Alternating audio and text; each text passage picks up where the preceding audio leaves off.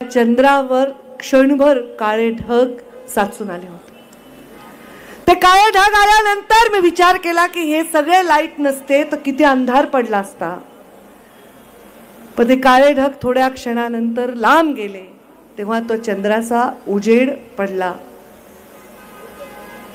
तसं आपल्या विकासाचं होऊ नये, आपल्या विकासावर काळे ढग जर आले तर क्षणाचाही विलंब न लावता ते बाजूला गेले पाहिजे असा प्रयत्न या जिल्ह्याच्या सर्व जाती धर्माच्या लोकांनी केला पाहिजे अशी विनंती मी या निमित्ताने उमेदवार म्हणून हात जोडून आपल्याला करते। धनुभाऊनी सांगितलं की आता मी घरातला मोठा आहे, तेव्हा मला ते क्षण आठवले 2014 पासून 2024 पर्यंत जेव्हा मी घरातली मोठी होते।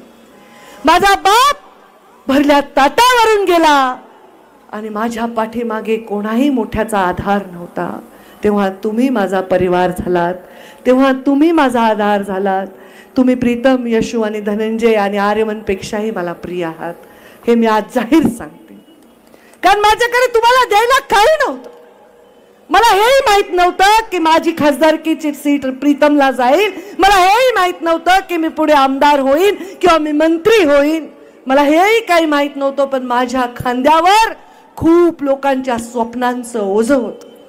तेव्हा मी माझ्या नेत्यांना विनंती केली की मला केंद्रामध्ये मंत्रिपद द्यावं अशी चर्चा होती। तेव्हा मी विनंती केली मला केंद्रामध्ये मंत्रिपद नको, मला कोर कमिटीमध्ये घ्या, कारण गोपीनाथ मुंडेंनी अनेक डोळ्यात स्वप्न टाकले आहेत, ती स्वप्न पूर्ण करायची आहेत।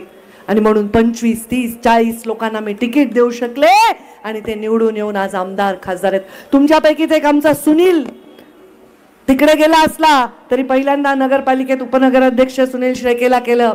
खूप जीव लावणारे लोक आहेत, हो, खूप जीवापाड प्रेम करणारे, निस्वार्थ प्रेम करणारे लोक आहेत। पण या बीड जिल्ह्याच्या राजकारणाला कुणाची दृष्ट लागते दरवेळी मला कळत नाही। निस्वार्थपणा बाजूला जातो आणि कारस्थानाने त्याची जागा घेतली जाते।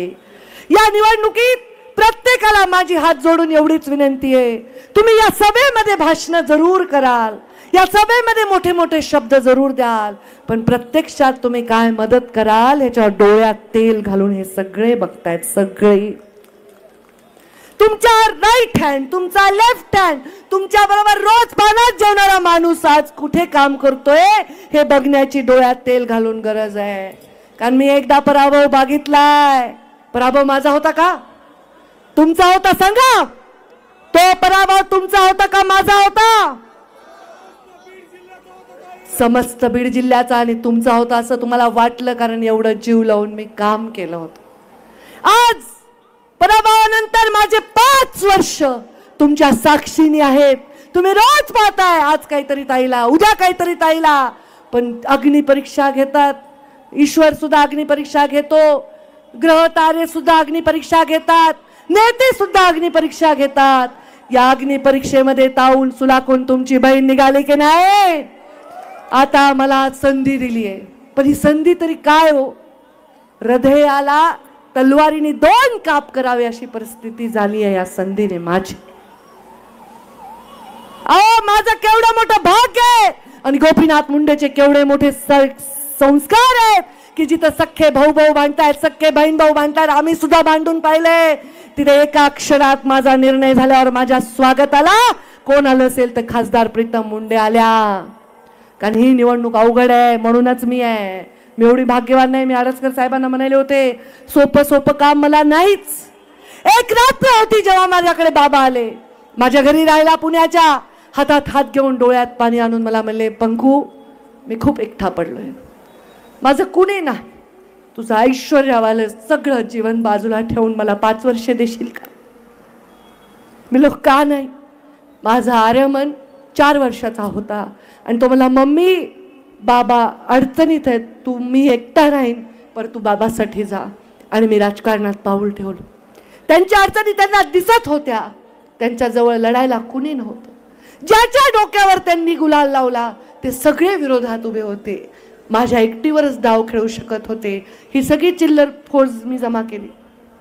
छोटे छोटे कार्यकर्ते तेव्हा सगळे आले, सर्जेराव तात्या आले, कल्याण काका आले, तेव्हाचे आमचे रमेश पोकळे आता थोडे रुसूल लांब आहेत, आणीन मी भारत। खूप कार्यकर्ते आम्ही एकत्र केले आणि या सगळ्यांनी मिळून आम्ही काम केलं. आमचे जिल्हाध्यक्ष राजेंद्र मस्के मागच्या निवडणुकीत त्यांनी फिरले. आमचे राजाभाऊ, तुमचं नाव घ्यायचं राहिलं, राजाभाऊ एवढी तब्येत खराब असून हरुण इनामदार त्या निवडणुकीत होते. हरुणच्या घरी मी आणि मुंडे साहेब गेले, म्हणले हरुण मला तुझी गरज आहे, म्हणले का नाही. तेव्हा कुंडलिक बापू छोटेसे छोटेसे पोरं आपण ही निवडणूक लढली हो, आणि 12-14 आमदार समोर होते.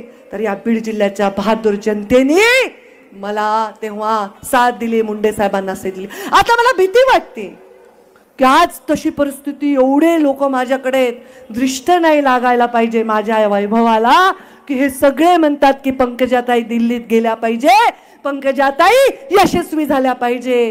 हे माझं वैभव आहे आणि या वैभवाला दृष्ट लागू नये. मी आयुष्यामध्ये काही केलं नाही. मुख्यमंत्री ग्राम सडक योजना मी नाही केली, पालकमंत्री आणि ग्रामविकास मंत्री पंकजा मुंडेंनी केली. मी 25-15 नाही दिला, ग्रामविकास मंत्री पंकजा मुंडेंनी 25-15 दिला.